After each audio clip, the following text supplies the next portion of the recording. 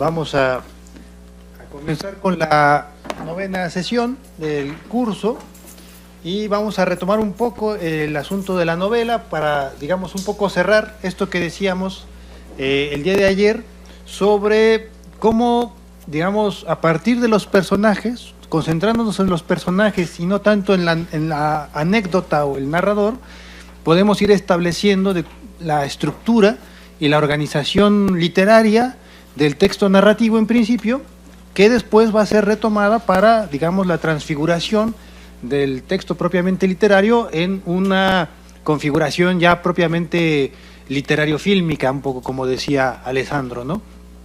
Entonces, lo que quería mostrarles aquí con este esquema, más o menos rápido, ayer decíamos que en la novela lo que hace revueltas un poco es generar parejas y tríadas de personajes que a su vez van relacionándose con otras parejas y tríadas, y cómo también determinados vínculos entre personajes van produciendo, o de estos vínculos se van desprendiendo, ¿no?, otras parejas y otras historias, ¿no? Y en esta idea de cómo es posible generar una multiplicidad anecdótica, ¿no?, por decirlo así, una multiplicidad de historias, ¿no? Entonces, aquí lo que estoy intentando mostrar, digamos, tenemos un par de parejas, digamos, centrales que van a ser van a estructurar la novela y que van a ser retomadas como centro del guión, que son la pareja Úrsulo-Cecilia y Adán la Borrada, ¿no? Entonces, digamos, ustedes pueden ver que es una estructura bastante simétrica, ¿no? Aparentemente simple, ¿no? Son dos parejas. No obstante, esas parejas simples, que ya de por sí ya generan una duplicidad, van a irse desplegando, multiplicando. Entonces tenemos lo que también como a partir de la pareja Úrsulo-Cecilia, tenemos otras dos parejas que van a entrar en relación directa con esa pareja, que son Calixto y la Calixta, y además Marcela y Jerónimo.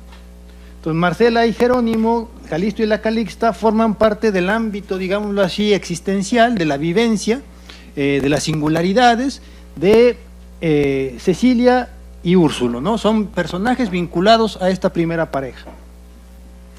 Del lado de Adán y la Borrada, de la Borrada no elaboré, digamos, las parejas que se desprenden, nada más quería ejemplificar con algunos casos. Pero de Adán, por ejemplo, se desprenden otras dos parejas, pero en este caso son de personajes masculinos, ¿sí?, que son Valentín y Guadalupe y Gabriel y Onofre. Ahorita les explico un poco más. Entonces ahí tenemos otro despliegue. Y después vamos a ir viendo también cómo estas parejas centrales, estos grupos de parejas, van formando triángulos, ¿no? Triángulos que van, digamos, complicando los conflictos, ¿no?, de los personajes, porque cada una de estas parejas representa un conflicto, ¿no? El conflicto entre Úrsulo y Cecilia, ¿no? O sea, que es un conflicto amoroso, un conflicto histórico, un conflicto de experiencia, ¿no? Pero a esos conflictos se van a sumar otros. Entonces, el primer triángulo que podemos, digamos, establecer es el de Úrsulo, Natividad, Cecilia, ¿no? Como les decía ayer, Úrsulo va a sustituir a Natividad, ¿no?, tanto como pareja amorosa y como dirigente en el área, ¿no? Entonces, ahí tenemos un primer triángulo que al mismo tiempo es de un conflicto propiamente sentimental, ¿no?, amoroso, y un conflicto que es político, ¿no?, e histórico, ¿no? Y se junta en esa tríada. La otra tríada, que de alguna manera se forma también en un sentido semejante, es el de Úrsulo, Calixto y Cecilia, ¿no? Porque mientras está tendida Chonita en la pieza donde viven la pareja, Calixto, como les decía, intenta convencer a Cecilia de que le dé sus favores sexuales, ¿no? Entonces, tenemos entonces ese otro conflicto.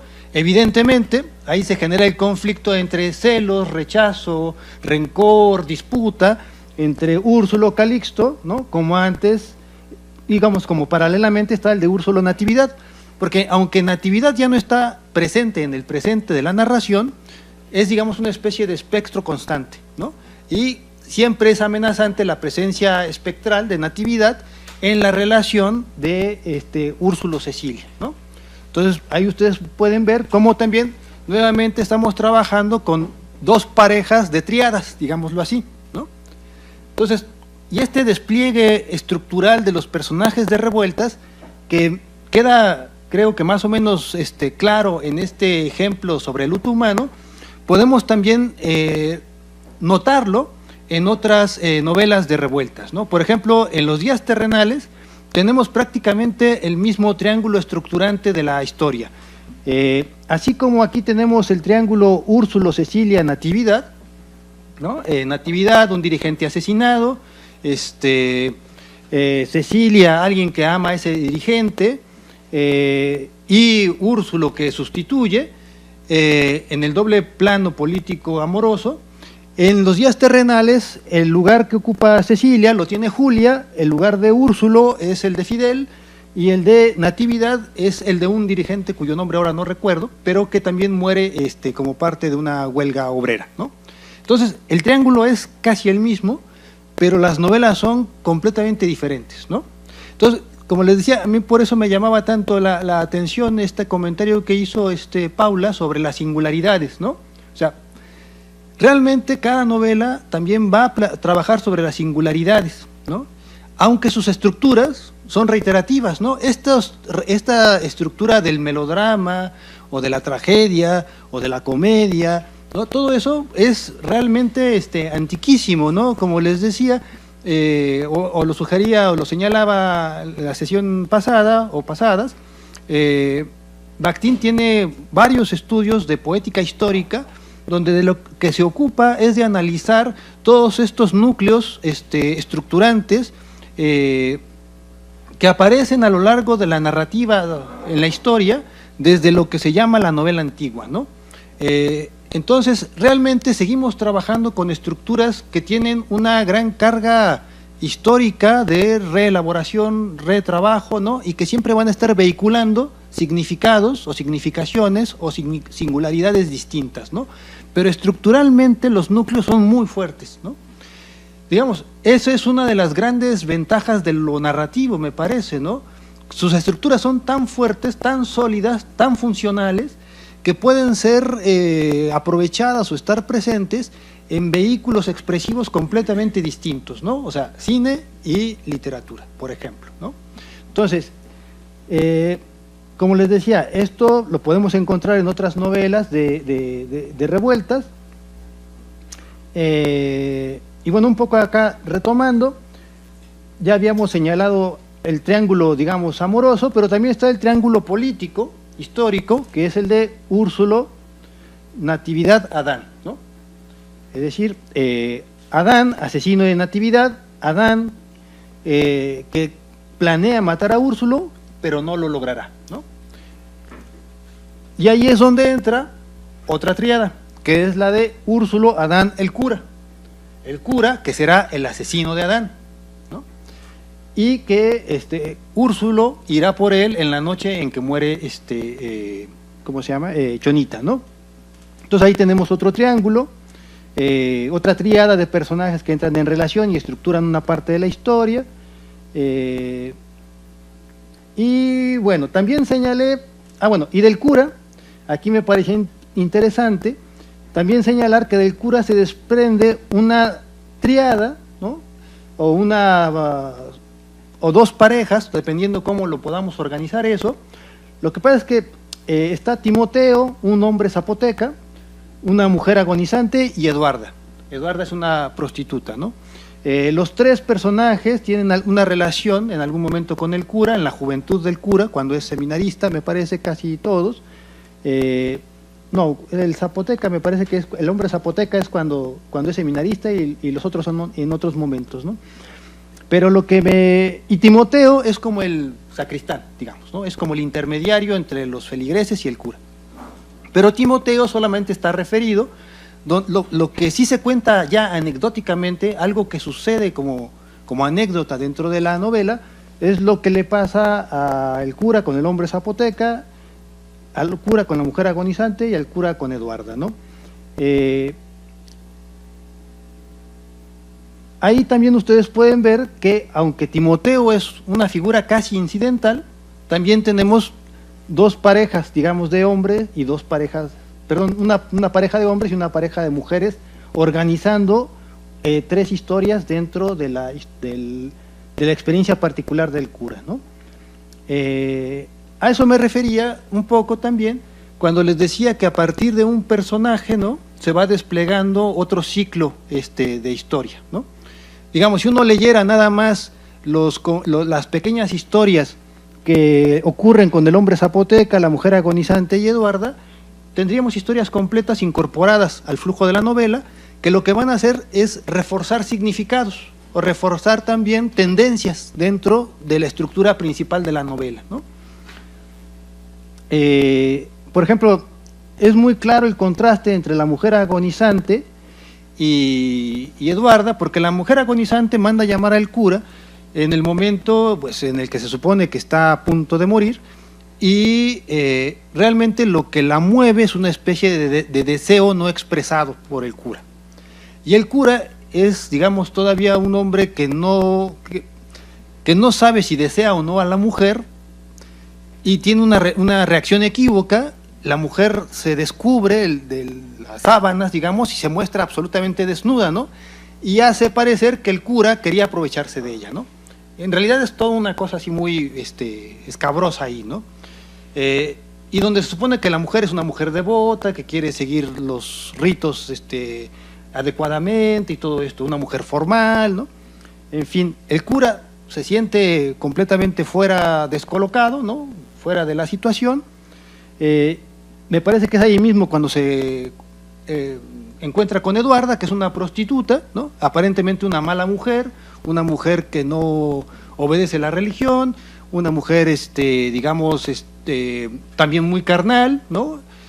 Y sin embargo es con la que el cura puede establecer una relación más genuina de espiritualidad, digámoslo así, ¿no?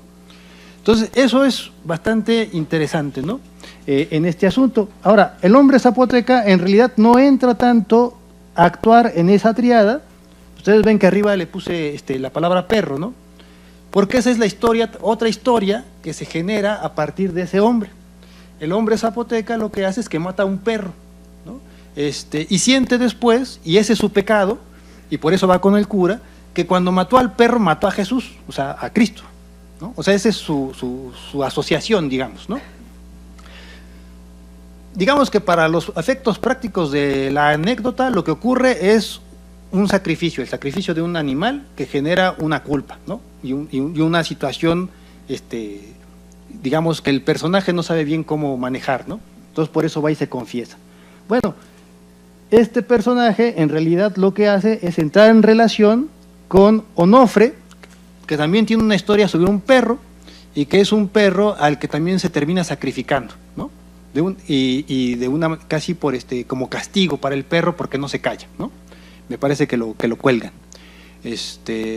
Entonces lo que tenemos es que justo en el eje de los asesinos, ¿no?, tenemos un elemento de carácter, digámoslo así, anecdótico, pero también simbólico, que es el perro, ¿no?, que también termina muerto, asesinado, sacrificado, ¿no? Y esas dos anécdotas se dan en ese eje del cura que asesina a Adán y Adán, que es, como les decía yo, prácticamente un sicario, un mercenario, ¿no? Entonces ustedes pueden ver cómo se van concentrando las historias también para densificar las anécdotas principales, ¿no? Claro, esto es en la novela.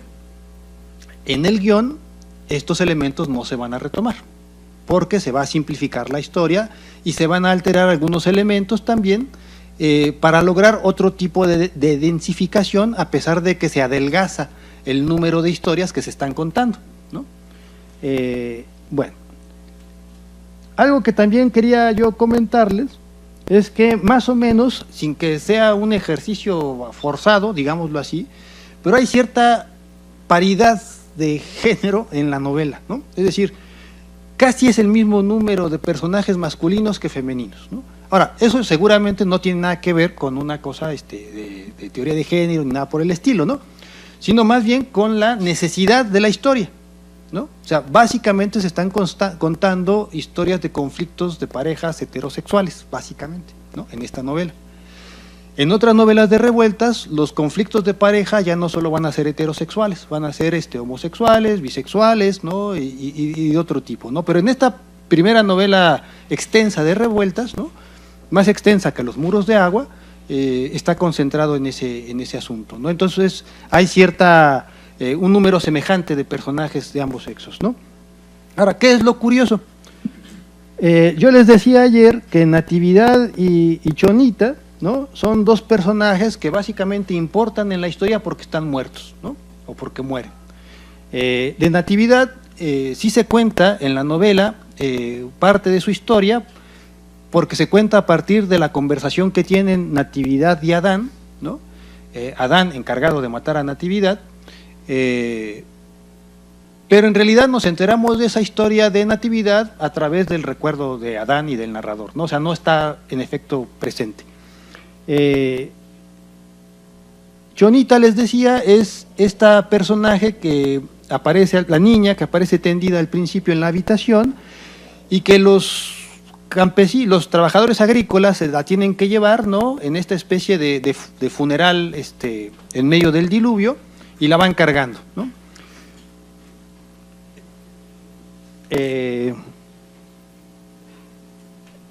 Jerónimo, con Jerónimo pasa algo semejante a lo que le va a pasar a Chonita, ¿no? O sea, un personaje masculino que también va a morir como parte del desplazamiento en el exilio, pero no va a morir del todo, digámoslo así, sino que tiene una especie de muerte alcohólica. Se emborracha tanto durante el velorio, ¿no? Salud. Que prácticamente está muerto, ¿no? Y entonces lo tienen que cargar. Entonces, ¿qué tenemos ahí? Pues una especie de reforzamiento de la acción, ¿no? Principal, que es la de ir llevando el cuerpo muerto de Chonita durante el sepelio. Después se suma otro muerto que también es Jerónimo, ¿no? Y que además Jerónimo, dentro de todos los personajes masculinos, es, digamos, el más bueno, entre comillas, ¿no?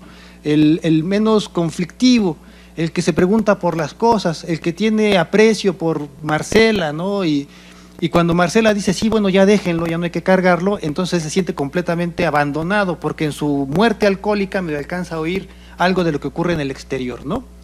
Entonces, desde mi punto de vista, esta pareja, ¿no? Marcela Jerónimo, lo que hacen, digamos, es reforzar, ¿no? la anécdota principal que tiene que ver con lo que le pasa a, ¿cómo se llama esto? A Cecilia con Chonita, ¿no? Es, digamos, la misma situación, ¿no? Tener que cargar el cuerpo de un muerto, ¿no? Y bueno, al final, sí, Jerónimo terminará,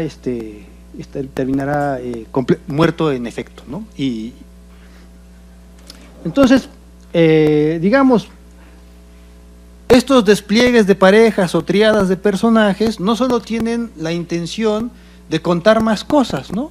Sino que tienen la intención de reforzar la historia principal, de servir como cierta suerte de espejos, ¿no? Que multiplican el conflicto básico narrativo, ¿no?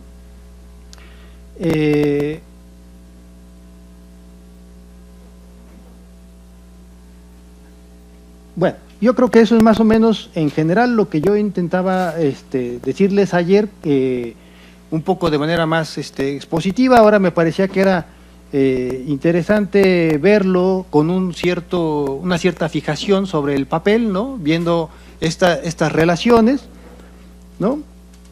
Ustedes pueden ver que las relaciones triangulares están marcadas, pues, en efecto, con una especie de triángulo, y las relaciones de pareja, más o menos, están marcadas con líneas simples, ¿no? Bueno, algunas de estas cosas, como les decía, se pueden también tratar a la hora de ver detalles del guión, para que vean ustedes qué es lo que se quedó y qué es lo que se fue.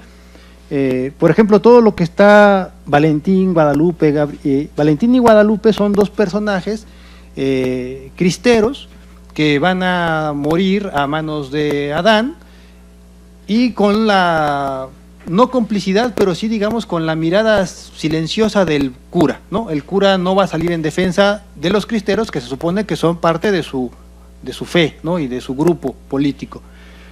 Bueno, Valentín y Guadalupe no van a aparecer en el guión. Como les decía, el conflicto cristero va a quedar un poco fuera del foco de la película, ¿no?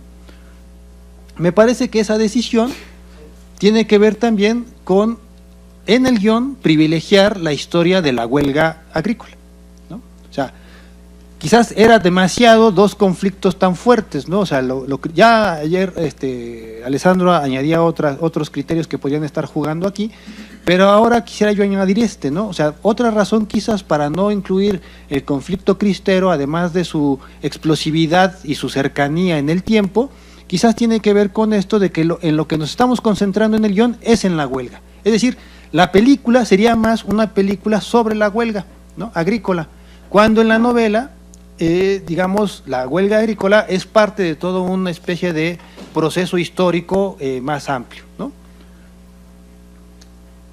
¿Qué otra cosa acá? Bueno, sí, ahí anoté al capitán, porque es otro personaje, otra historia que se desenvuelve con bastante extensión en la novela, pero que no va a aparecer en el guión, que es Natividad llevando como prisionero de guerra a un capitán federal, ¿no? Esa historia, por ejemplo, no tampoco se retoma en el guión, ¿no? En el guión, la figura de Natividad va a ser todavía más simplificada, digamos, más concentrada en un par de significados, y su participación en la Revolución Mexicana no va a ser tan enfática, ¿no? Como si su configuración de ideólogo proletario, ¿no? Entonces, esa es como un poco también la diferencia que hay entre el guión y la novela, ¿no? Bueno, algo que me parece que es muy significativo también es que Cecilia siempre es el objeto no solo del deseo, ¿no? En sentido estricto, sino el sujeto, el objeto que se quiere poseer, ¿no? Claro, o sea, eso desde la pura anécdota amorosa, pues más o menos como que queda claro, ¿no? Pero si ya empezamos a ver un poco el sentido de los personajes, ¿no? Por ejemplo, en la novela lo que dice el narrador, en el punto final de la novela, es que Cecilia es la tierra de México, ¿no? O sea, expresamente, dejen ver aquí lo busco. Sí. Dice, creo que y lo repite, me parece que en un par de ocasiones, ¿no?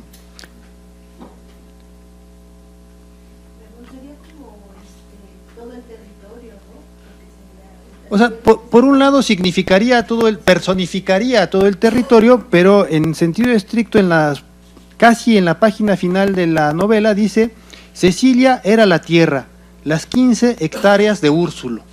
O sea, al mismo tiempo que es el territorio nacional, que es la tierra de México, ¿no? También es la tierra propiamente que posee el pequeño propietario, ¿no? Y también en la posesión, digamos, carnal, ¿no? Que ejerce el sujeto masculino sobre la mujer, ¿no? Entonces, Cecilia en realidad, que es un personaje muy importante en el guión, ¿no? También lo es en la novela, ¿no? Y va a quedar significada de la misma manera, como la tierra de México, en ambos casos, pero quizás todavía con mayor énfasis en el guión, ¿no? Digamos, lo que hace el guión, desde mi punto de vista, es hacer todavía más notorios, ¿no? Las personificaciones, que van a estar descansando en los personajes, ¿no? O sea, los personajes lo que van a hacer es encarnar conceptos, ¿no? Que se van a desplegar narrativamente en la novela y en el guión, con más énfasis y más claridad en el guión, ¿no? Y con mayor complejidad, mayor proliferación de significaciones en la novela, ¿no? Entonces yo creo que, por ejemplo, eso de poner el foco en los personajes femeninos, ¿no? Por ejemplo, ahí yo difiero un poco del análisis que hacía Edith sobre el luto humano, donde ella señalaba que los personajes femeninos en realidad eran objetos, ¿no? Dentro de la narración, y que no tenían realmente una acción importante, ¿no? Yo, fijándome como ahora lo estamos haciendo en cuál es el sentido de los personajes femeninos, dónde están, cuántos son, con quién se relacionan, qué conceptos vehiculan, qué parte de la historia están concentrando, de la historia de México están concentrando, me parece que los personajes femeninos no son tan planos, ¿no? O tampoco faltos de importancia, ¿no? Yo más bien pienso que sí juegan un papel central en la configuración de la novela y del guión y en la estructura misma de ambos elementos, ¿no? Es decir, si quitamos, por ejemplo, a Chonita, no tenemos objeto que concentre todas las acciones. Si quitamos a Cecilia, ¿no? Perdemos toda la historia, todo el triángulo principal, ¿no? Y Cecilia tiene mucha agencia también en el guión, ¿no? Cecilia incluso participa escondiendo a Natividad en el guión, ¿no? Digamos, asume una participación más políticamente activa que en la novela, ¿no? Pero les digo, si quitamos a Cecilia, perdemos todo el núcleo fuerte de personajes. Y en el mismo caso, la borrada. Sin la borrada, perdemos todo el fondo mítico histórico de la novela. O sea, quien le da verdaderamente un fondo sobre la historia mítica nacional, o sea, prehispánica, y sobre la historia misma de la conquista, la colonia y la época de independencia, es la borrada, ¿no? Entonces, la borrada, Cecilia, Chonita, son personajes sin los que no hay, sin ellos no hay historia, pues, ¿no? Por mucha agencia que tengan los sujetos masculinos en la historia, ¿no? Entonces, digamos, quizás también no siempre hay que valorar la importancia de los personajes en función de su decir dentro de la película o de la narración, no siempre en función de su presencia factual como parte de la trama, ¿no? Sino de cómo están contribuyendo a la estructura y el funcionamiento narrativo, ¿no? Creo que eso es más importante, ¿no?, que si hablan mucho durante toda la película, ¿no? Por ejemplo, la Calixta, uno podría pensar que no hace falta que aparezca mucho, ¿no?, en la novela. Pero sin ella no hay este reforzamiento que veíamos ayer de que es una mujer que aparenta estar embarazada, ¿no? O sea, no que aparenta, sino que tiene un embarazo aparente, ¿no? Que tiene esta enfermedad que hace que se le infle el vientre como si estuviera lleno de agua, ¿no? Entonces, un embarazo aparente de agua, digo, y la presa, ¿no?, y toda la muerte del infante femenino, ¿no? O sea, todo eso queda reforzado por la presencia de la Calixta. O sea, es un personaje secundario, pero tiene una función bastante importante, ¿no? Incluso en la novela, por ejemplo, el asunto de los perros no aparece como tal en el guión, ¿no? Pero aquí el asunto de los perros, los dos perros que aparecen y son sacrificados, ¿no?, pues son fundamentales también para marcar en la novela, ¿no?, la crueldad de la guerra, la crueldad de la relación entre los sujetos, ¿no?, y el sacrificio. O sea, toda la novela tiene que ver con muertes, ¿no?, y estas muertes se expanden a elementos no humanos, ¿no? Bueno, pues eso sería más o menos respecto de digamos, esta ampliación, ¿no?, sobre el papel que desempeñan los personajes como elementos estructurantes, ¿no? Un poco ayer platicando, después de la sesión, a mí un poco en broma y un poco en serio, lo que yo decía es que la historia es el personaje, ¿no? Es decir, uno piensa que la historia, que lo narrativo es la anécdota que voy a contar. Uno piensa que lo importante es el narrador, ¿no? No, o sea, o no necesariamente, ¿no? Si uno se concentra en el personaje despliega completamente sus sentidos narrativos, ¿no? O sea, decía, por ejemplo, creo que sí es Humberto Eco, que toda palabra es un proyecto narrativo, ¿no? O sea, la palabra perro decía Humberto Eco, o cualquier palabra, pescador, creo que pone el ejemplo del pescador, es un proyecto narrativo, ¿no? ¿Por qué? Pues porque el pescador sale de su casa por la mañana hacia el mar, ¿no? Tiende las redes, ¿no? Y así podemos seguirla, digamos, ya generando, ¿no? Una narración. Entonces, si tomamos esa proposición de Humberto Eco, la llevamos al análisis de los personajes, pues podemos ver que en efecto, ¿no? O sea, todo personaje es un proyecto narrativo o es en sí mismo la condensación de lo narrativo, ¿no? Si ustedes ven la película El Premio, ¿no? de Paula Markovich, ustedes vean que toda la película es la niña, es Cecilia. O sea, claro, pero Cecilia necesita una mamá, ¿no? Cecilia quiere ir a la escuela, necesita una maestra. En la escuela, pues hay compañeros, ¿no? Hasta ahí todo va bien, necesitamos algo que incremente el conflicto, porque están ahí por una razón, ¿no? En la playa. Queda claro que están escondidas, pero ese conflicto no es suficiente, porque además no se expresa qué es lo que está pasando ahí.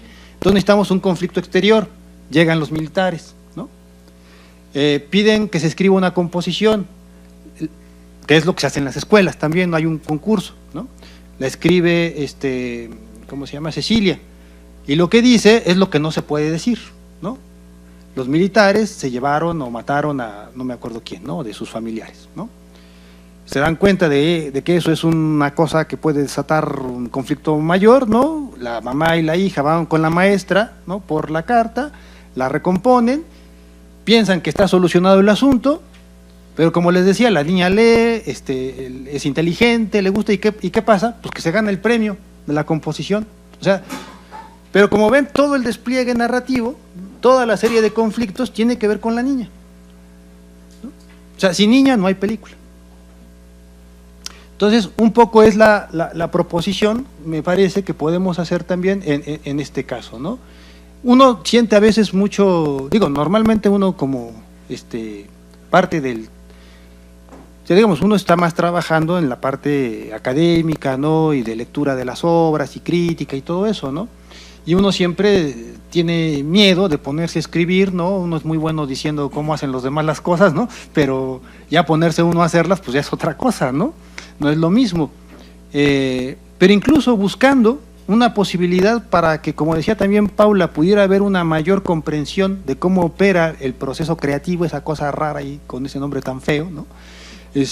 O cómo opera un autor para ir generando una historia, ¿no? Bueno, quizá un buen principio puede ser ese, ¿no? O sea, no complicarnos tanto con la historia complejísima o innovadora o súper inédita que quiera contar, no, sino escoger un personaje y empezar a desplegarlo, ¿no? Y ver qué necesita ese personaje para que los conflictos se vayan intensificando, ¿no? O complejizando o desprendiendo anécdotas sucesivas, ¿no? Entonces, creo que eso también no solo nos sirve como análisis literario para trabajar un guión, sino que también nos puede servir como línea de trabajo si queremos escribir una historia, ¿no? O sea, viéndolo en ese sentido, que también ha sido en parte una inquietud, ¿no? Que se ha expresado aquí durante el curso, ¿no? Bueno, pues más o menos eso era lo que quería yo añadir sobre la novela, ¿no? Y no sé si hubiera alguna pregunta o algún comentario. Sí. Y ahorita, por lo que estaba usted diciendo,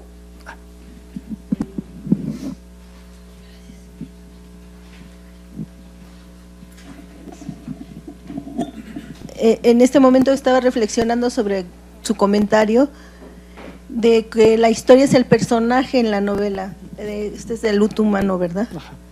Entonces, pero no está considerada como una novela histórica. ¿Cómo estaría considerada este género de la novela de Revuelta? Bueno, en realidad la novela ha sido estudiada desde muchas perspectivas. O sea, no se le ha constreñido en la categoría de novela histórica, ¿sí? Eso no. Pero sí se han hecho análisis a partir de la historia de México, ¿no? De la novela, eso sí. Digamos, yo ahí siento que no hay una… yo siento que eso es, ahora que usted lo pregunta, me parece que es un punto importante, porque salvo los errores, que casi todo el mundo dice que es una novela político-policiaca, en general las novelas de revuelta, claro, todo el mundo dice que son políticas, ¿no? Eso no es una obviedad, pero no se le encasilla propiamente en ninguno de estos géneros más o menos preestablecidos, ¿no?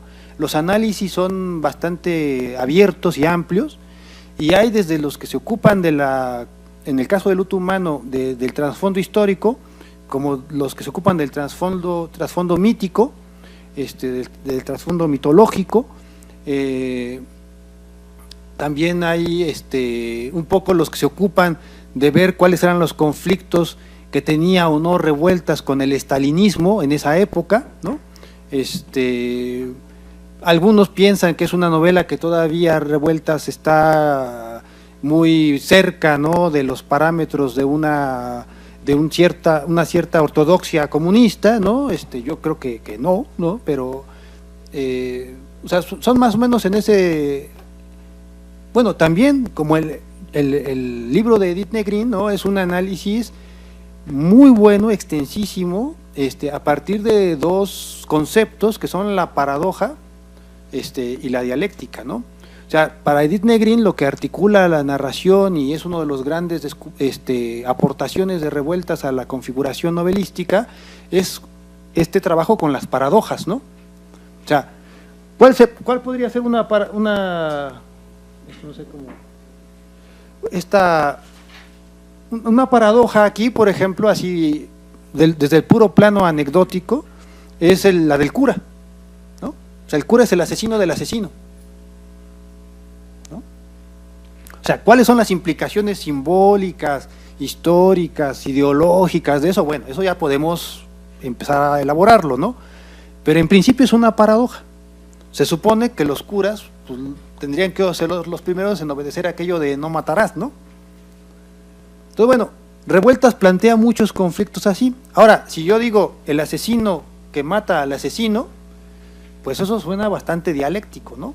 Es la negación de la negación, que no necesariamente produce una síntesis positiva, ¿no?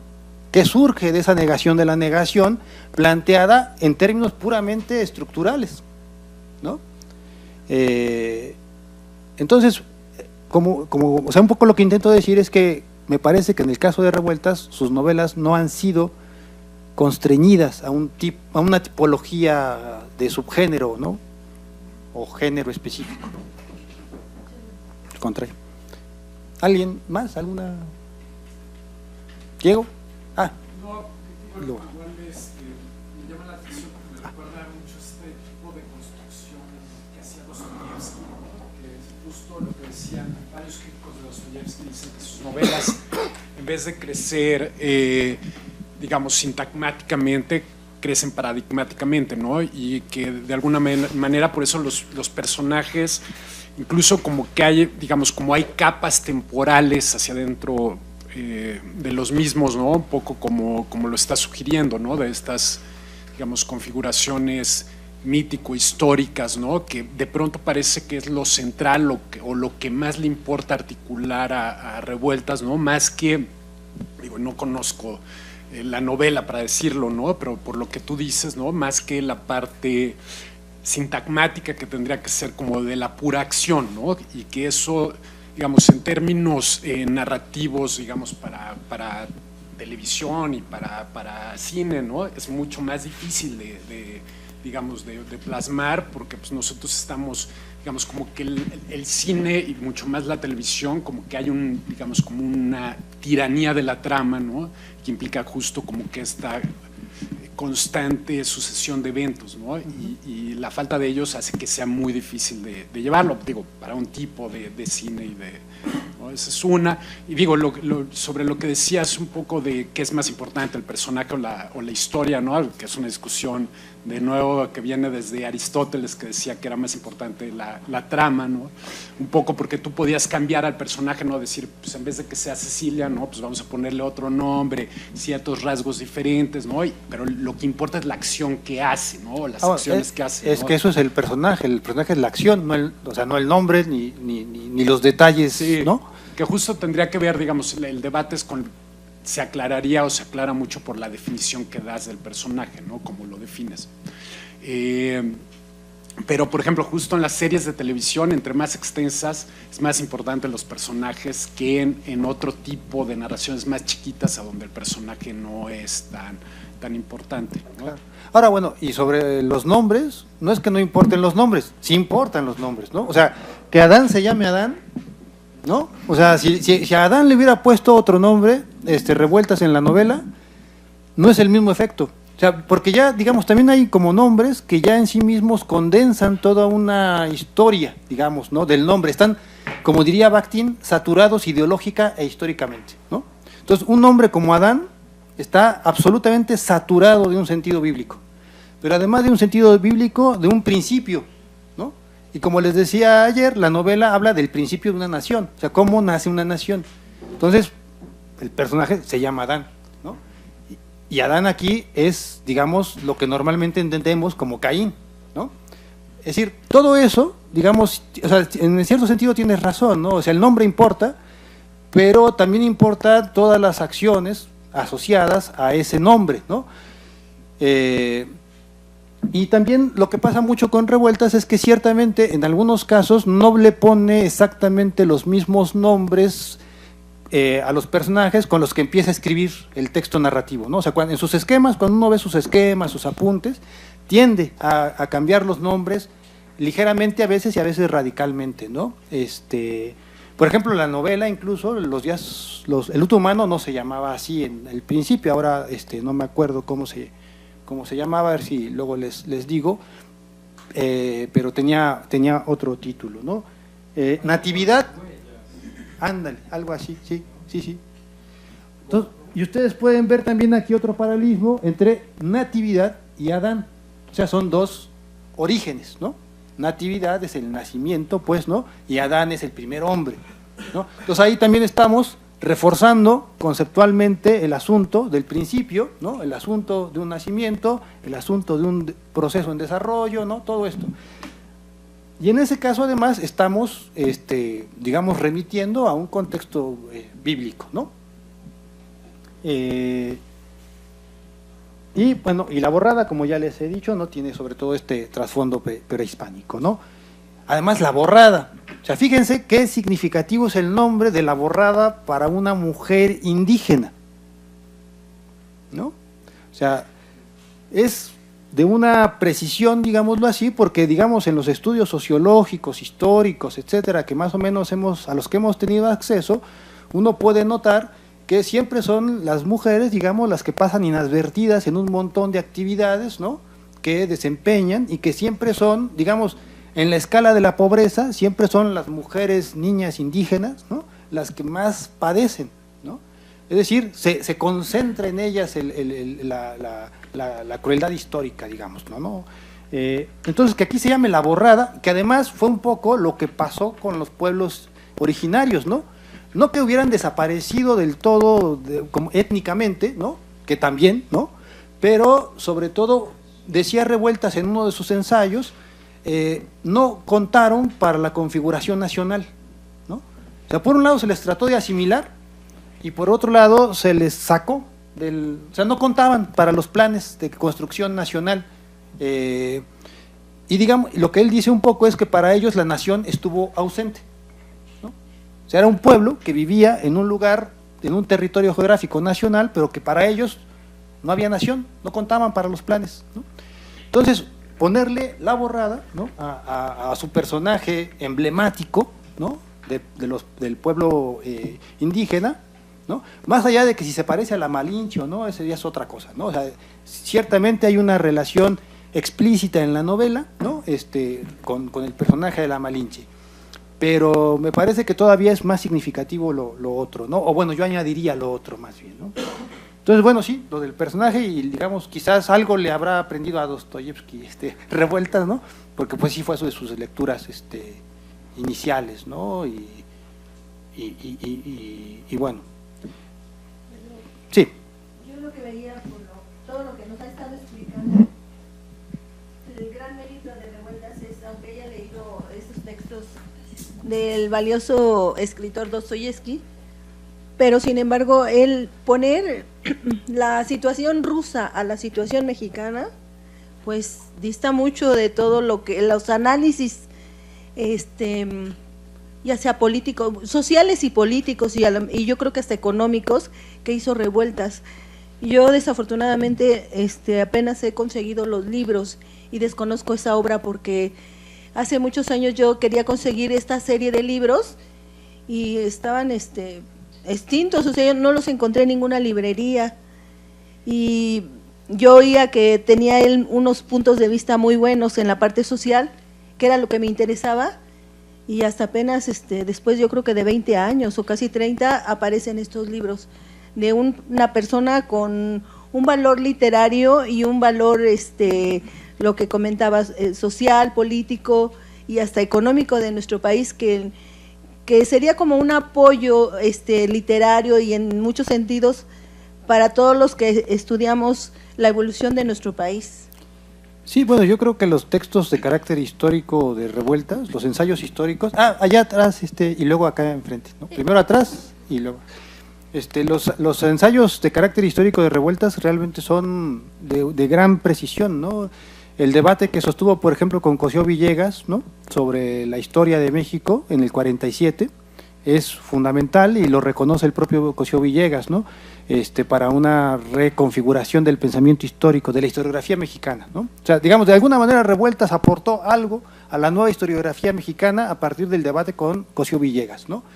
Entonces sí, o sea, Revueltas es un escritor, digamos, en ese registro amplio, ¿no?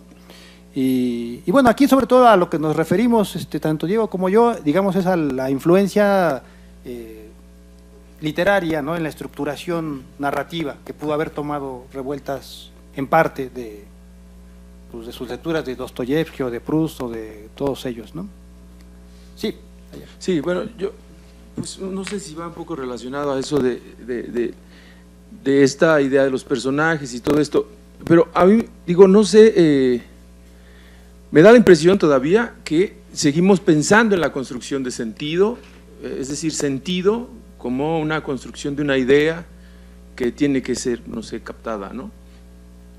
Y de repente a mí me da la impresión que en Revueltas, pues no sé, es que no sé qué lenguaje usar, pero como que los sentidos dejan de tener sentido, esta idea del sentido narrativo, para hacer un estallamiento de percepciones, ¿no? Sí. Estoy pensando en Los ríos, por ejemplo, de Luto humano, en la primera parte, en el primer capítulo, cuando sale Úrsulo a buscar al cura y pasa por Adán, etcétera.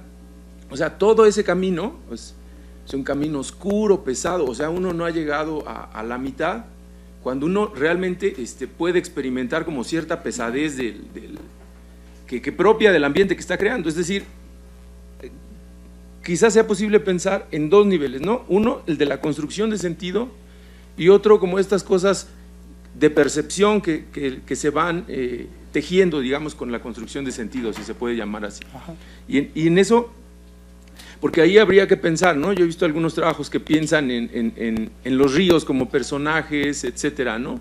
Entonces, pero no sé si lleguen a ser personajes en el sentido duro de la palabra, pero sí son efectos, digamos, que van a ir reforzando ciertas otras cosas que no solamente son, digo, no solamente, aunque sí están conectados, pero no solamente son construcción de sentido. Digo, no sé si se puede pensar por ahí. Y por otro lado, pienso también que el asunto no sé, conocí a un amigo que estaba trabajando en unos guiones de una serie, que no voy a decir el nombre para no quemarlo, pero me decía que, por ejemplo, las series se construían, o sea, que había días que no sabían qué iban a hacer para ese día, ¿no? Entonces agarraban y decían, pues hace esto y ahora va a ir a hacer esto y va a matar a aquel, ¿no? Entonces, realmente la construcción de personajes, digamos, televisivos o de este tipo de producciones televisivas no son necesariamente profundos, es decir, el cuate sala, mata, tiene un espectáculo, etcétera. Y me parece que es un personaje distinto al creado, por ejemplo, cuando dices Adán, ¿no? Y se proyecta una especie, lo que tú llamas un trasfondo mítico, ¿no? Prehispánico, mítico, bíblico, etcétera, y se va traspolando. Es el personaje es de una complejidad mucho más elevada, ¿no? No sé, pienso en ese sentido. Y bueno, no sé, nada más con eso, nada mucho. Sí. Pues yo creo que este asunto del sentido es muy importante porque, digamos, no es mi intención, entre comillas, intelectualizar el flujo narrativo, ¿no? Ni decir que esto hay que interpretarlo de tal o cual manera, ¿no? Desde una perspectiva ideológico, doctrinaria o teórica, ¿no? Esa no es mi intención, sino más bien lo que, digamos, el hecho de discutir sobre la nación, un poco como lo planteaba ayer, ¿no? O sea, cómo la criminalidad está asociada a la construcción del Estado, ¿no? Y el crimen como fondo de la construcción del Estado.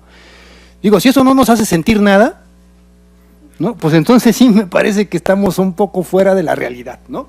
Es decir, no están peleados, ¿no? Sentido y carga emocional, sentimental, ¿no? O sea, de hecho yo propondría que no hay carga emocional ni sentimental si no hay sentido cognoscitivo, teórico, intelectual o como le querramos llamar, ¿no? Ahora, eso, digamos, lo pienso en función también sobre todo de lecturas de textos de Revueltas. Por ejemplo, algo que le importaba mucho a Revueltas es, él hablaba, siguiendo a Marx, de los sentidos teóricos, ¿no? O sea, cómo, digamos, uno empieza a pensar a partir de cómo siente, ¿no? Es decir, y cómo es indispensable, ¿no?, una construcción histórica de los sentidos, ¿no?, una acumulación histórica de las experiencias para sentir algo, ¿no? O sea, no entra en juego entonces un flujo histórico de aprendizaje, ¿no?, y una experiencia presente, ¿no?, de las sensaciones. Y todo eso se conjuga, ¿no?, para que uno experimente, ¿no?, singularmente algo, ¿no? Entonces, bueno, un poco, yo por ejemplo ahí yo les sugiero, ¿no?, que vean las primeras partes de Dialéctica de la Conciencia, ¿no?, de Revueltas, que es donde él hace toda esta, digamos, explicación, ¿no?, sobre los sentidos teóricos, ¿no? Dice que, por ejemplo, claro, uno puede estar o no de acuerdo con sus proposiciones y ejemplos, ¿no?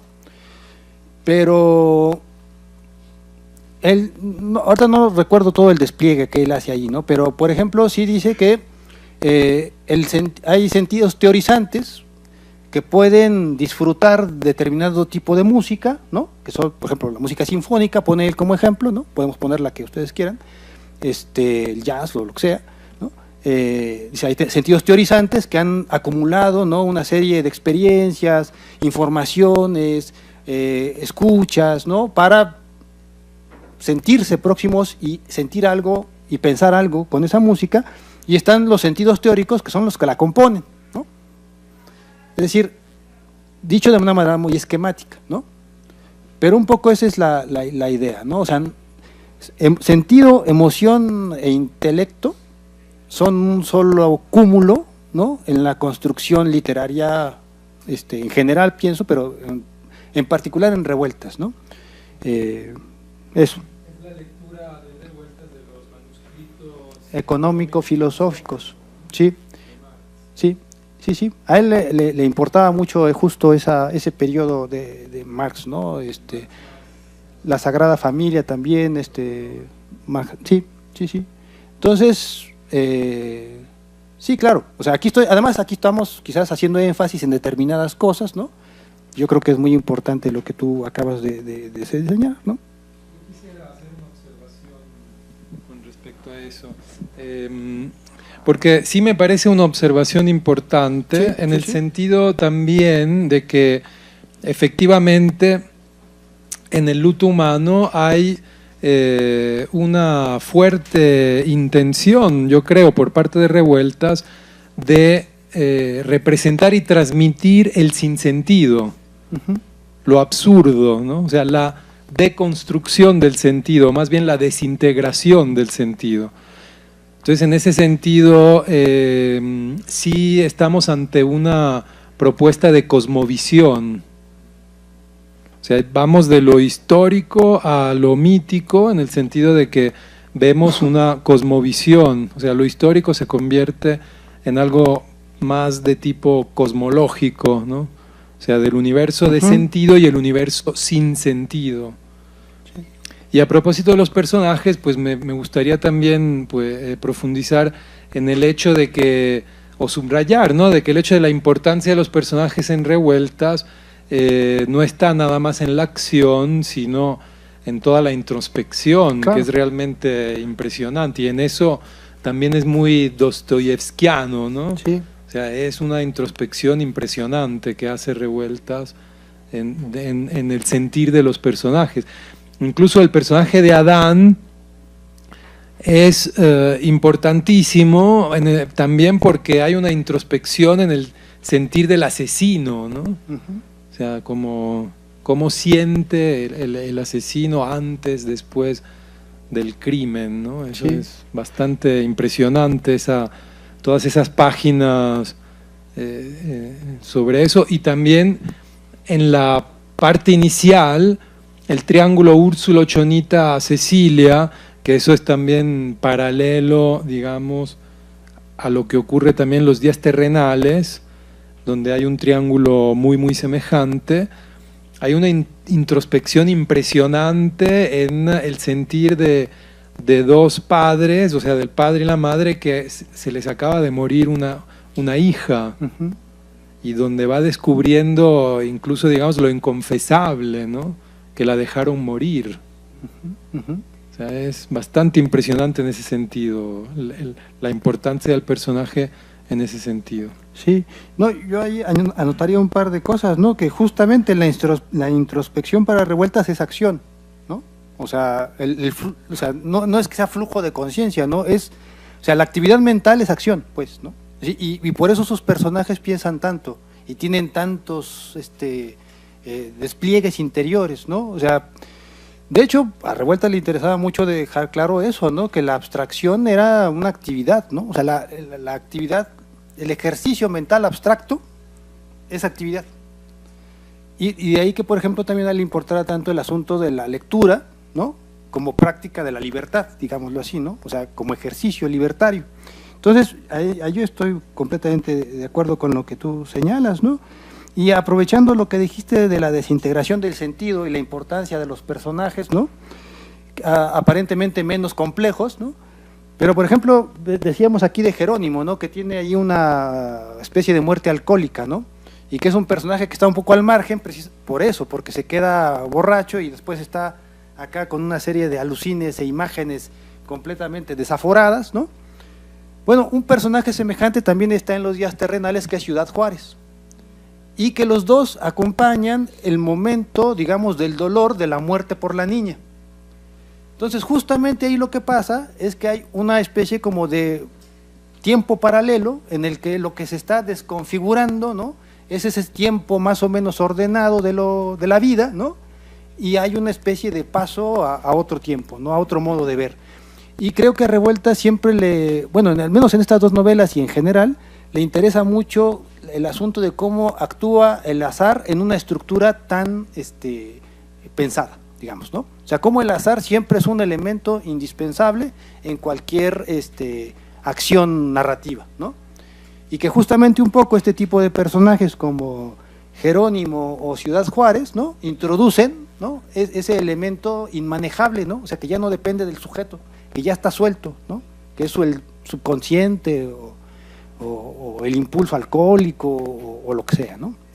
Entonces, eso, ¿no? Sí. Una pregunta, espero que no lo hayas dicho ayer, que no sirve, pero ¿cómo resuelve, digamos, esta apuesta por flujo de conciencia, digamos, por esta exploración del personaje a través de su pensar en el guión? O sea, ¿cómo resuelve esta apuesta? Sí, de elementos cinematográficos. Sí, creo que sí lo considera y sí está desplegado en el guión que vamos a ver.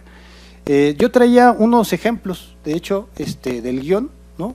Alguno de ellos creo que tiene que ver con lo que tú ahorita estás marcando, pero como ya forma parte un poco de la exposición última, digámoslo así, preferiría dejarlo para allá y ahorita ya dejarle el micrófono a Alessandro, que es quien va a empezar a hablar ya del guión así en profundo, y yo después haré algunos apuntes nada más de cosas particulares, entre ellas esto de cómo se nota el flujo de conciencia de un personaje en el guión, ¿no?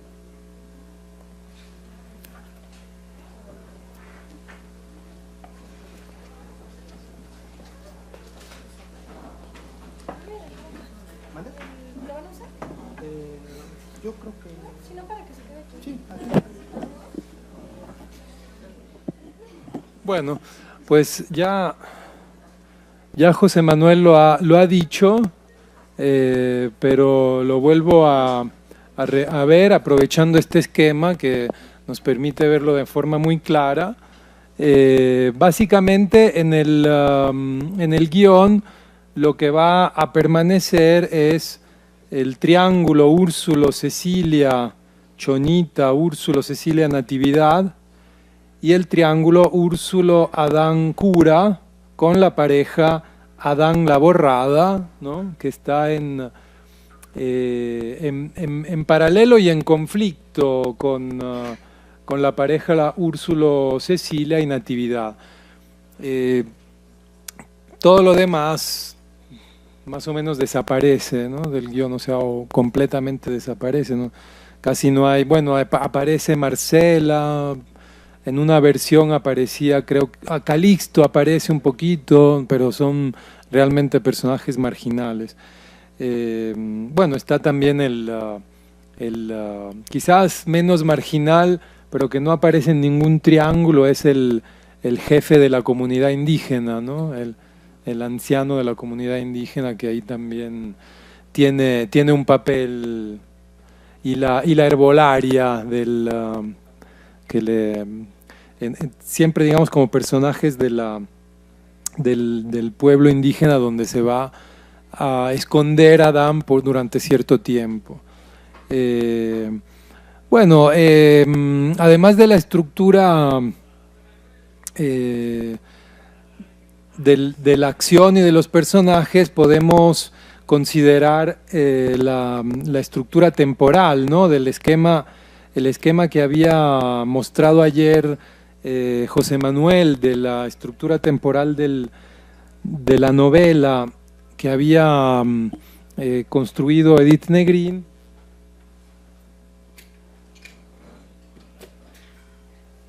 Le pongo el cable porque si no se apaga. Pues vemos que en el guión en realidad está absolutamente simplificada esa estructura en un, digamos, único flashback, una única retrospección hacia un tiempo pasado, que luego es la que constituye realmente la historia, el núcleo de la historia. Y permanecen dos momentos, el momento inicial y el momento final, que corresponden a lo que en la novela es el tiempo del presente. O sea, tenemos una simplificación. Bueno, aquí lo que estamos viendo es, me parecía interesante mostrarlo, es el registro de Revueltas de su propia adaptación, de la adaptación de su propia novela al Sindicato de Trabajadores de la Industria Cinematográfica, registrando la autoría de la adaptación, fechada 27 de junio del 44. ¿Cuál era la fecha de edición en que se publicó El luto humano, la novela? ¿Era el 43? Sí, era el 43. O sea que fue muy temprana, ¿no? Bueno, un añito y además hay constancia también de que Revueltas pensaba vender los derechos del luto humano en Estados Unidos, lo que evidentemente no logró, o por lo menos no sabemos y no se filmó. Bueno, decía, con respecto al la cuestión temporal, tenemos el inicio del guión en el tiempo presente, que corresponde al tiempo presente de la novela, un inicio muy parecido al de la, bueno, digamos que corresponde al mismo tiempo que en la novela, y tenemos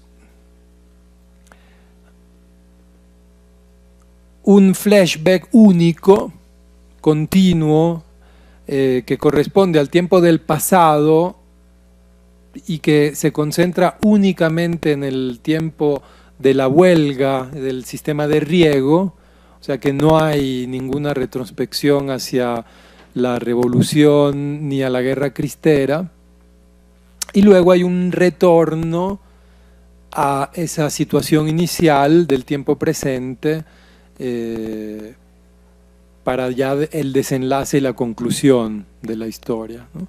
Es una estructura bastante más sencilla, pero que sí mantiene, aunque simplificada, sí mantiene la, digamos, dualidad temporal entre un tiempo presente y un tiempo pasado.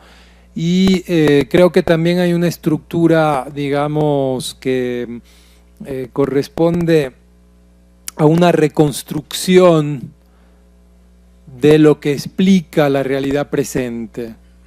O sea, una reconstrucción del proceso que llevó a esa realidad presente que se ve al principio. O sea, porque nosotros entramos en la historia a partir de la muerte de la niña y de la búsqueda del cura por parte de Úrsulo, y vemos una realidad sombría y aparentemente sin sentido, ¿no? Perceptivamente, o sea, como una representación de lo oscuro, del caos universal, y en el tiempo pasado digamos, tenemos la reconstrucción y la explicación de cómo se ha llegado a ese tiempo y a esa realidad de caos universal, ¿no? Y de dolor y de oscuridad y de luto. Sin duda, al presentar la situación inicial en el guión, ayer José Manuel nos leyó esta primera parte, esta primera secuencia, o una primera parte de la primera secuencia, donde vemos el acercamiento a los ojos de Cecilia, fade in sobre los ojos de Cecilia en un gran acercamiento que se abren desmesuradamente denotando un intenso dolor, ¿no? Entonces ya aquí podemos subrayar cómo Revueltas quería en la transposición al guión concentrar la atención del lector espectador en el dolor de la madre. O sea, la muerte de la niña representa el dolor de la madre. Inmediatamente la mano de Cecilia, al final vamos a leer las últimas líneas. Es una niña de aproximadamente 15 meses de edad o acaso menos, que tiene los ojos y la boca entreabiertos. La mano de Cecilia entra en cuadro y cierra los ojos de la niña. Y aquí es una explicación que por supuesto en pantalla no aparece, que es Chonita, hija suya y de Úrsulo. Pero la mano que entra en cuadro y cierra los ojos permite entender que está muerta, ¿no? Por supuesto. Y inmediatamente Cecilia menciona a Natividad, y menciona a Natividad como el ideal, ¿no? Como la persona ideal. Otra cosa hubiera sido de vivir Natividad.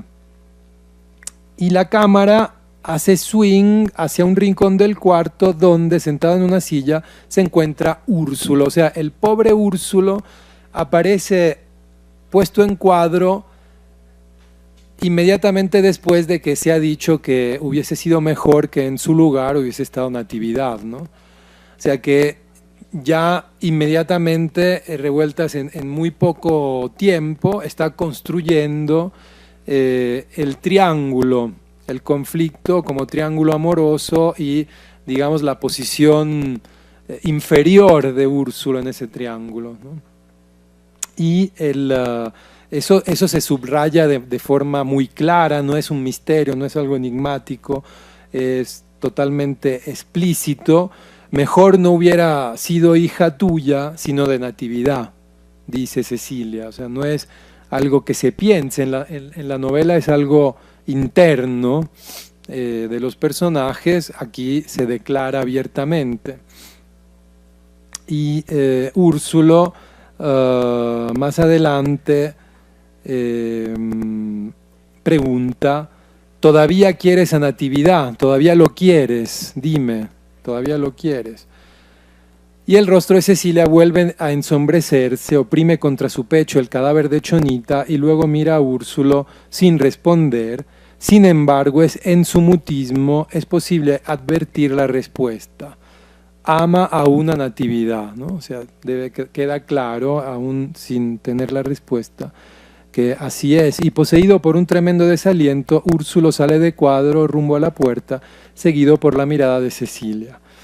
Entonces a mí me parece interesante observar cómo en esta simplificación, por supuesto, toda la situación del principio de la novela queda como, digamos, más acorde a un tipo de cine, ¿no?, que para el espectador de la época podía ser más comprensible, más inmediatamente captable, ¿no? O sea, estos significados son muy típicos, ¿no? Es una relación amorosa, celos por un amante anterior que por el momento todavía no se sabe que está muerto, y sino más, o sea, no se sabe por qué no está, pero con ese dolor también del hombre por sentir celos del amor de su mujer por otro, ¿no?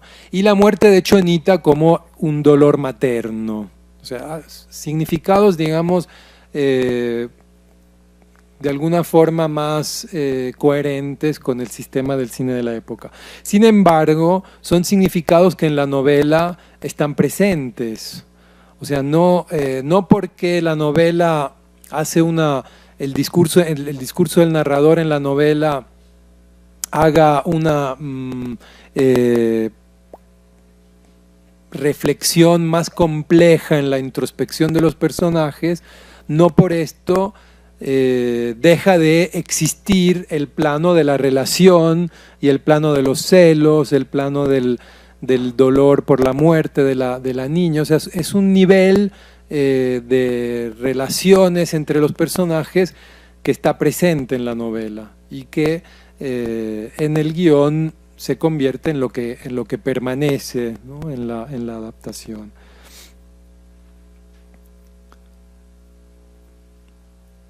Bueno, ya cuando sale Úrsulo de la casa rumbo a la búsqueda del cura, se va estableciendo esta atmósfera sombría, ¿no?, con la tempestad. Aquí es bastante interesante la toma que se proponía Revueltas desarrollar para su filmación, porque de hecho es importante también tener en cuenta que Revueltas está escribiendo un guión que él mismo piensa dirigir. O sea, su proyecto básicamente es el de dirigirlo él, ¿no?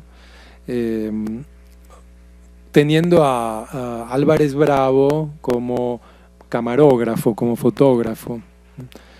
De hecho, por eso este texto se encontró en el archivo Álvarez Bravo, porque lo tenía, lo cual es una prueba de que efectivamente ese proyecto en algún momento estuvo en marcha.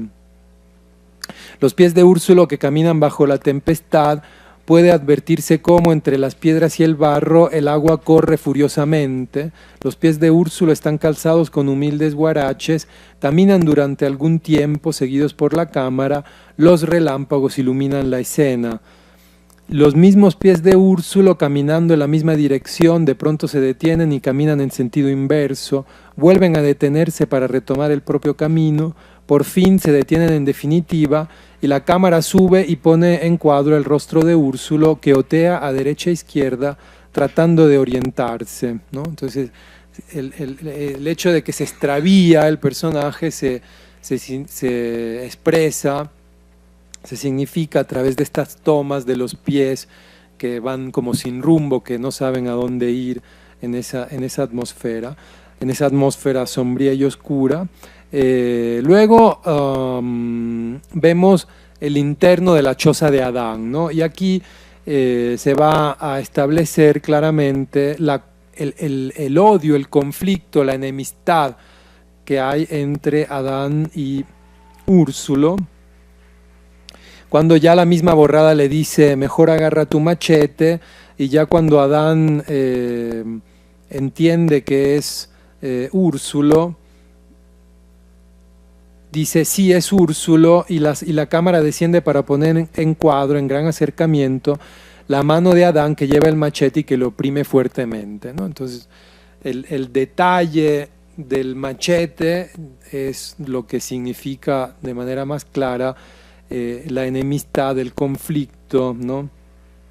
La violencia contenida que hay entre los dos personajes. Y esto es interesante porque cuando Úrsulo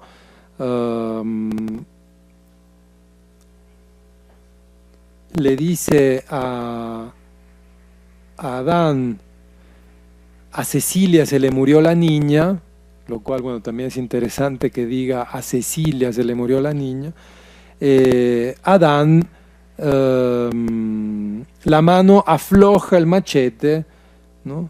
Y lo deja caer al suelo, produciendo un ruido peculiar, ¿no? Entonces, porque digamos, toda esta secuencia, la característica peculiar, el tono peculiar que tiene es que es una secuencia protagonizada por dos enemigos que establecen una tregua.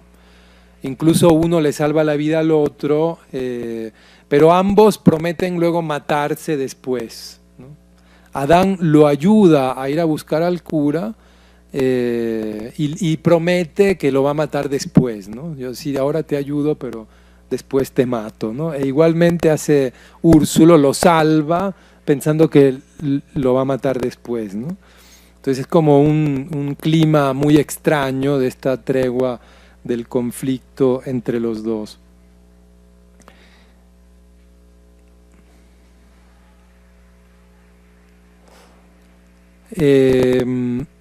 Cuando llegan a la casa del cura, hay una secuencia interesante.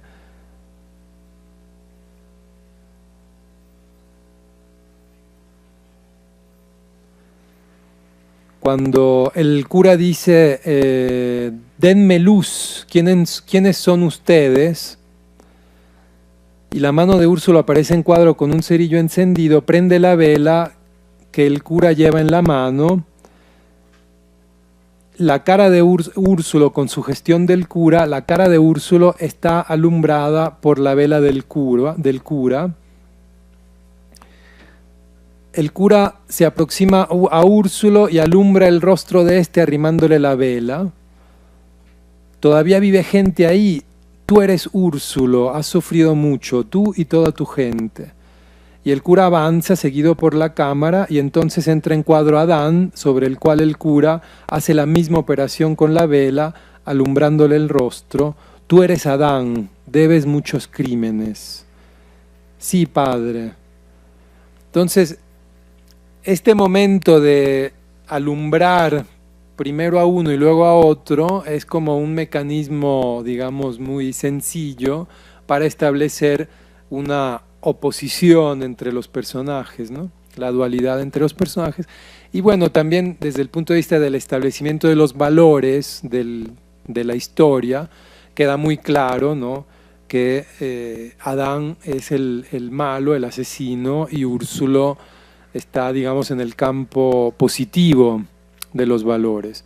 Lo cual transforma de manera bastante significativa lo que acontece en el discurso del narrador en la novela, donde en cambio el cura reflexiona sobre el hecho de que ambos personajes parecen hechos de la misma materia, ¿no? O sea, no hay esa diferencia de valores tan clara, tan sencillamente establecida como aquí en el guión, ¿no?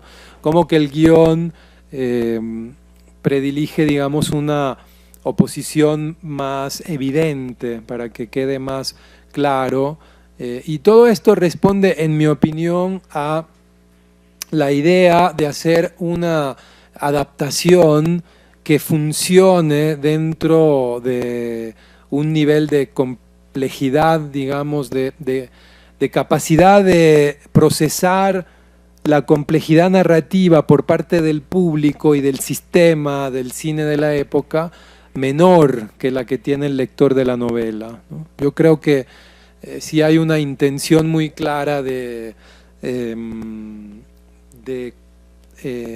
facilitar el entendimiento, de adecuar la historia a lo que Revueltas creía que era el sistema narrativo vigente, ¿no? La política narrativa, lo que se podía narrar para un público. Y entonces lo hace de esta forma, ¿no? Simplificando, porque yo estoy seguro que Revueltas tenía la capacidad narrativa y creadora, ¿no? De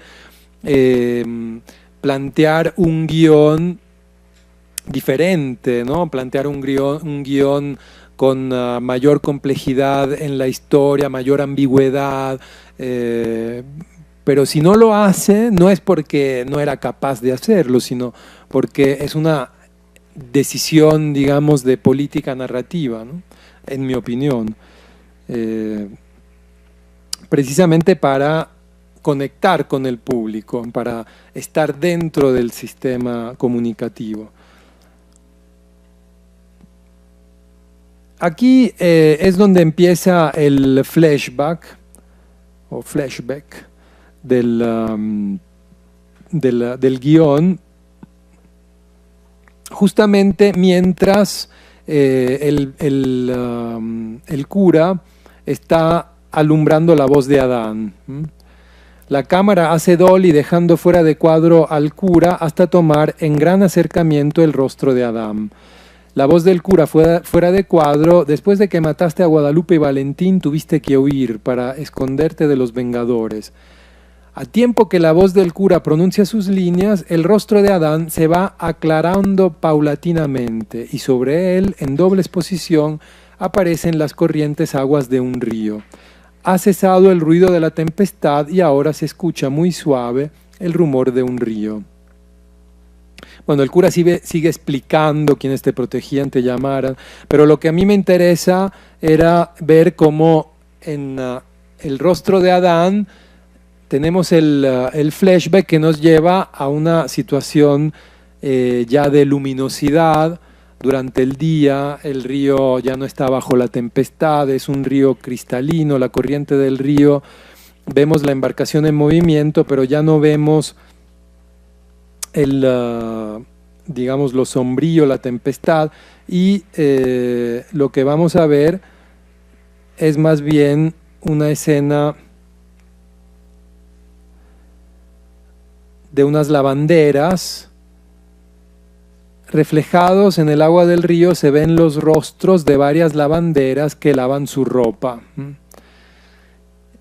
Siempre el reflejo, ¿no? Es una constante en la puesta en escena que imagina Revueltas en sus guiones. Aquí el reflejo es en el agua. La espuma del jabón de tiempo en tiempo sobre las aguas pasa encima de los rostros. Se escucha un ruido de voces y palabras sueltas hasta que la cámara se fija en un grupo aún reflejado sobre el agua, ¿no? Y son las mujeres que están lavando la ropa. O sea, la escena es muy luminosa, el reflejo es cristalino del agua, estamos durante el día, y las lavanderas reflejan alegría, ¿no? En sus diálogos, y reflejan incluso esperanza, expresan un sentimiento positivo hacia la vida, un sentimiento de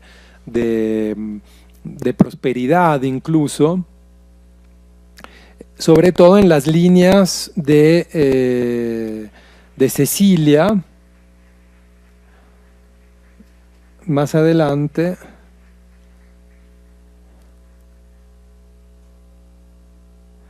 pues sí, ganas las tengo, ¿por qué voy a negarlo? Quiero un marido y quiero hijos, muchos hijos, muchos hijos. Bueno, aquí hay unas correcciones a mano. La lavandera dice, pues allá tú, yo tengo 8 y ya estoy hasta la coronilla. Y Cecilia dice, haces mal en decir eso. Interrumpiendo súbitamente su trabajo y colocándose la mano en la barbilla, soñadora. No sé cómo pueden quejarse las mujeres de algo tan natural o bonito. ¿Se queja acaso la tierra de dar espigas o maíz corregido, ¿no? De dar maíz? Y la mujer es como la tierra, nacida para dar frutos, muchos frutos, ¿no? Entonces aquí empieza esta identificación de Cecilia con la tierra, ¿no? La tierra que va a dar frutos, que son los hijos.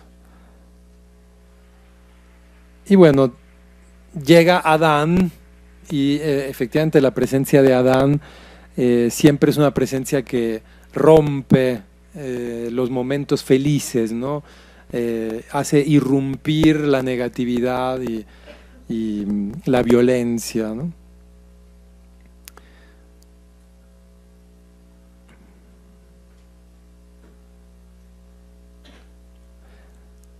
Aquí es una secuencia más adelante, antes de la boda entre Cecilia y Natividad, donde Cecilia habla de Natividad. Natividad me gustó desde el primer momento, tiene una fuerza especial que no tiene ningún hombre, es intenso y a la vez reposado, grave y lleno de ternura, como si una tierra nueva creciera en él echando grandes raíces, ¿no? Es como una representación del héroe, pero siempre asociado con algo que tiene que ver con la tierra y con la fertilidad de la tierra.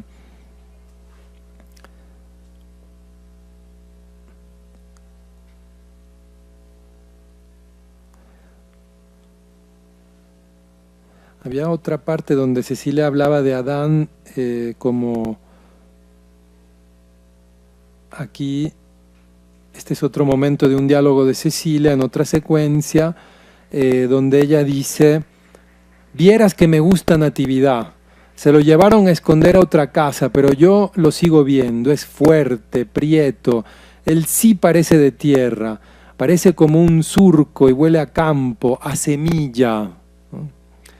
Yo también me siento hecha de tierra, y quisiera verme cubierta de espigas, de hijos, florecer y quedar llena de perfumes, como queda la tierra después de la lluvia, ¿no?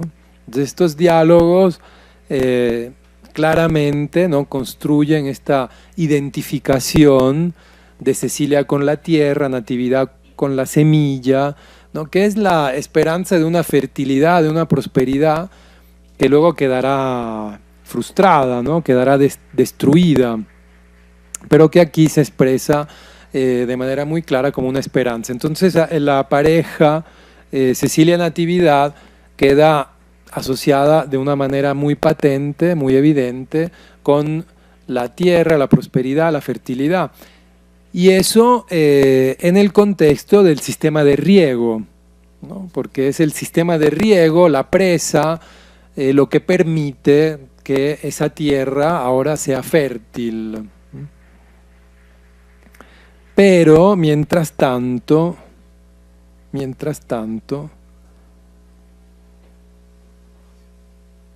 Adán está tramando en la sombra, escondido en la ranchería indígena, ¿no? Y acá, como decía José Manuel ayer, Adán es el personaje que conecta también con el mundo indígena.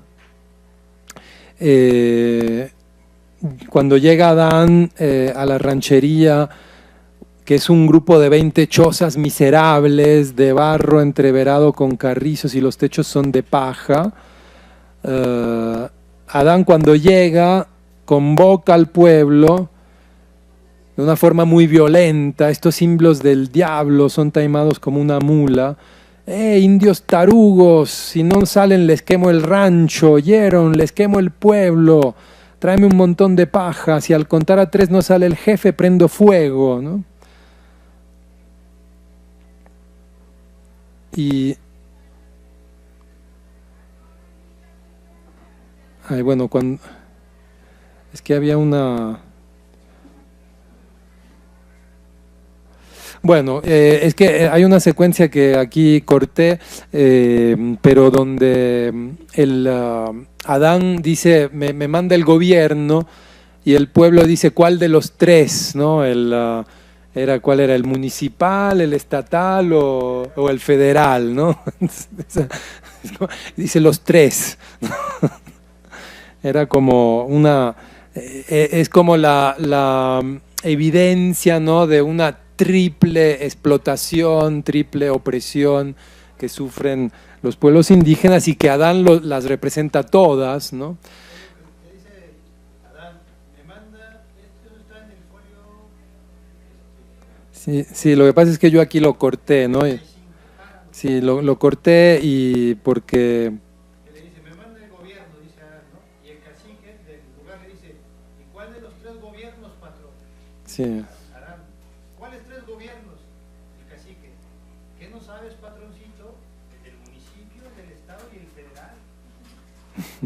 Y Adán contesta, los 3 juntos, mira la orden, y enseña el papel. Entonces, es una escena entre graciosa, cómica, ¿no? Y que pone en evidencia pues, un poco también la falta completa de autoridad real, ¿no? Salvo por la violencia. Bueno, pero resulta que Adán se va ha visto a la borrada, ha quedado fascinado y la quiere para sí, ¿no? Y entonces aquí en esta secuencia, la borrada sentada sobre una cama de varejones peina su cabellera. Fuera de la pantalla se escucha una voz, Mestli, Mestli. La borrada se inclina sobre la pared y la borrada escucha. El diálogo que sigue debe ser dicho en lengua indígena, ¿no? Y acá, en la versión anterior, teníamos la notación, ¿no?, que de preferencia huichol, ¿m? O alguna de las lenguas de las tribus del norte. ¿M? Esta era una versión anterior del guión. Entonces dice, soy yo, Tata Gregorio, y le dice a la borrada que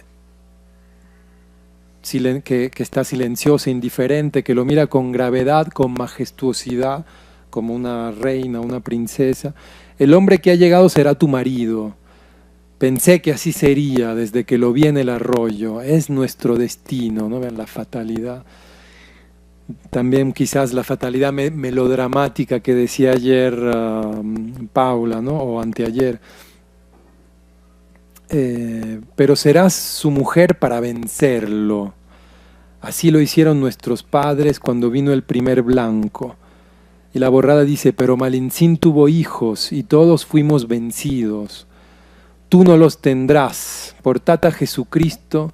Primero morirás por nuestro Padre Diosito, no dejarás que prenda la semilla en tu vientre, serás su mujer solo para vencerlo. Y desaparece súbitamente Ñor Gregorio, tragado por la oscuridad. La cámara toma el rostro de la borrada en un gran acercamiento. El rostro se muestra impasible, majestático, como el de una diosa, que era en el Apando, que dice Revueltas que el rostro de la mamá del carajo parecía una diosa prehispánica, ¿no? Sí, de hecho, en todos otros de los análisis de la novela tiene que ver justo con esa cualidad de diosa de la borrada, relacionada con las entidades femeninas y todo el asunto de la tierra también con la Coatlicue, pues, ¿no? O sea, hay varios análisis de eso.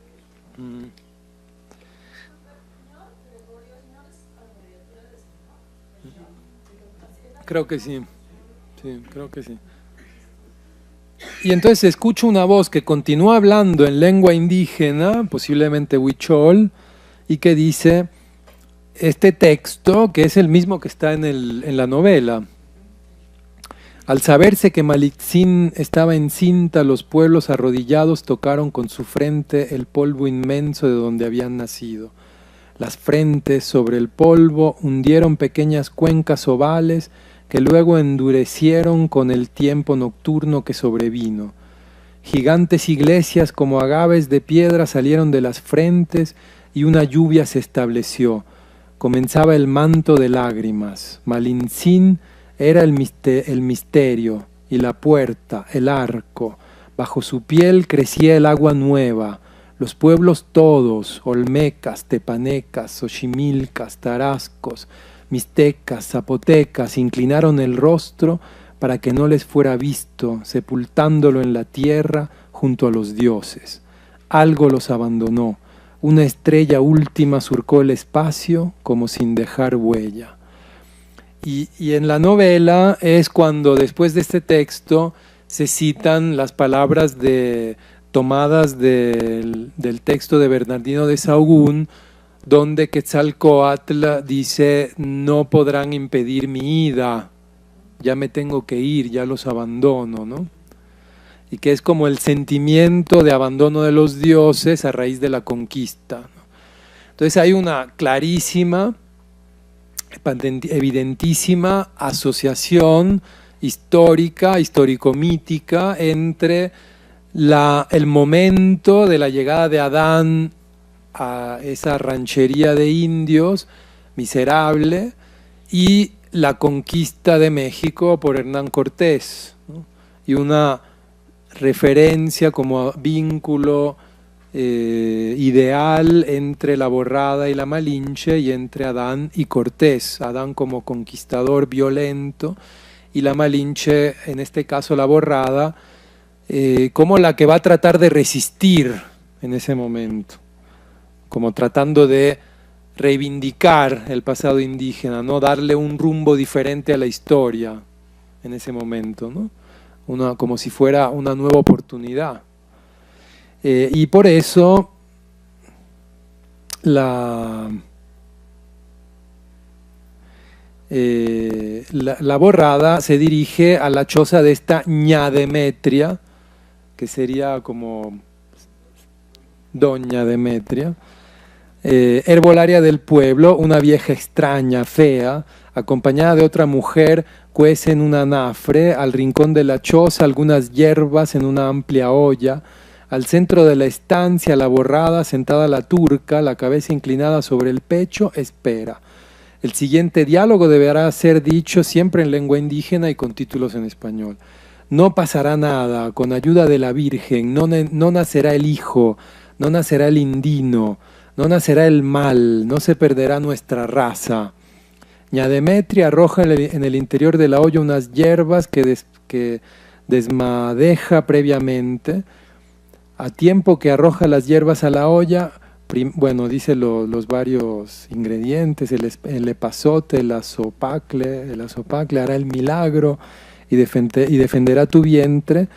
Y bebe, hija mía, que no quede una gota. Y bueno, este ritual le sirve a la Borrada, que queda con los ojos cerrados, con las grandes gotas de sudor que perlan la frente, ¿no? Le sirve para no quedar embarazada del hombre, ¿no? Sin embargo, lo que acontece es que Adán mata a un ayudante suyo porque ha descubierto que en su ausencia ha tratado de seducir a la Borrada, ¿no? Y entonces lo mata. La Borrada misma le dice: es que ha tratado de aprovecharse de mí, mátalo, ¿no? Lo mata Adán. Y la voz de la borrada dice, después de esta secuencia de la muerte de este ayudante de Adán, ahora soy de él por entero, yo fui la vencida, le serviré hasta la muerte, porque la muerte me ha unido a él por los siglos, ¿no? Entonces, en el paralelismo queda clarísimo que si la pareja Adán-Natividad es la fertilidad, la pareja, Cecilia-Natividad es la fertilidad, la pareja Adán, la borrada, es la muerte, ¿no? Es mortífera, es la negatividad, ¿no? Y ahí está, hay algo, digamos, del fatalismo histórico, quizás, ¿no? De reminiscencia también prehispánica.